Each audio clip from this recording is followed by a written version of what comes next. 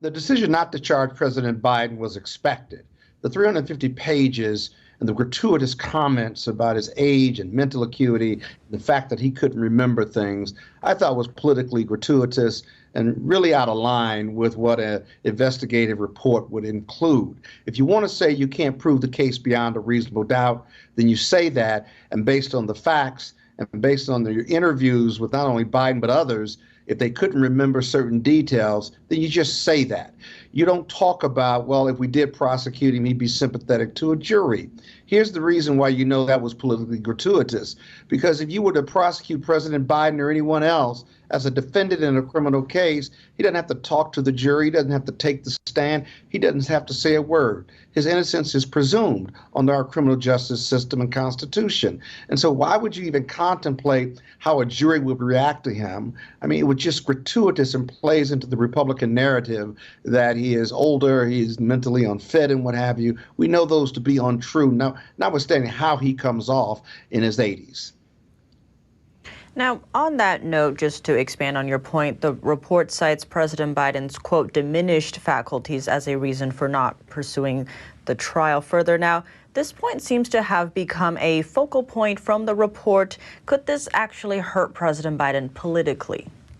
Well, that narrative is out there already. The Republicans have adopted it already. This Republican-appointed former U.S. attorney seems to have adopted it and gratuitously just shared this in his report to cause some political damage or political confirmation of the Republican narrative. I don't think it's going to hurt him any more than it's hurt him already in the polls. The White House reacted quite quickly, so they think it's an issue.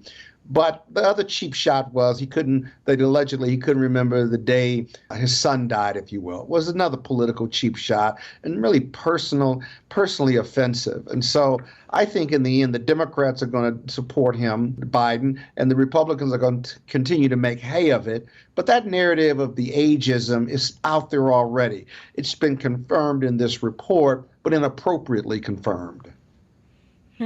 For the most part, we've seen legacy media shy away from questioning his age. CNN today, their top story was titled, Biden tries to lay to rest age concerns, but may have exacerbated them, referring to last night's press conference. Now, do you think this report could change the conversation or the way the nation talks about this issue?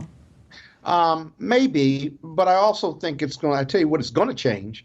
It's going to change how Biden and his political team address this issue, how they present him, and whether they can make him more likable. It's one thing to be an angry grandfather. It's another thing to be a jovial grandfather.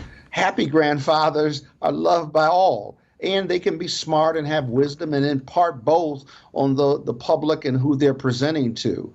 Very often, Biden comes off a little bit on the harder edge side, and I think they need to work on that because that's a likability factor. In the end, America is going to choose between democracy and anarchy, and the Democrats are hoping and trying to believe that given the choice between Trump and Biden, they're going to choose democracy over Trump's anarchy. We'll have to see what happens. Now, numerous conservative commentators are saying that this report, plus last night's media and press conference and the media coverage of all of this, indicates that President Biden won't be the Democratic nominee. Now, as the former chair of the D.C. Democratic Party, what do you make of that theory? Is it likely?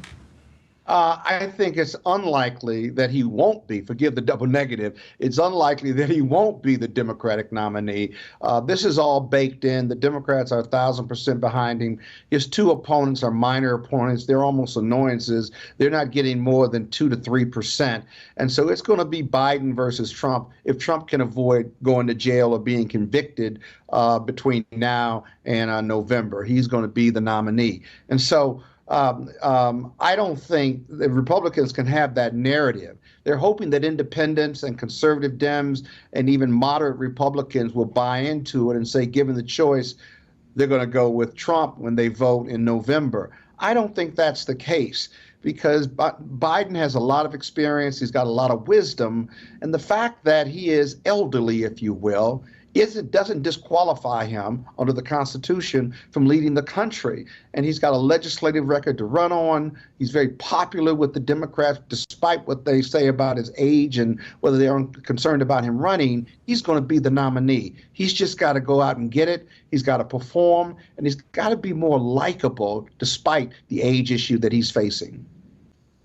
Hey, Scott Bolden, thank you so much for your time.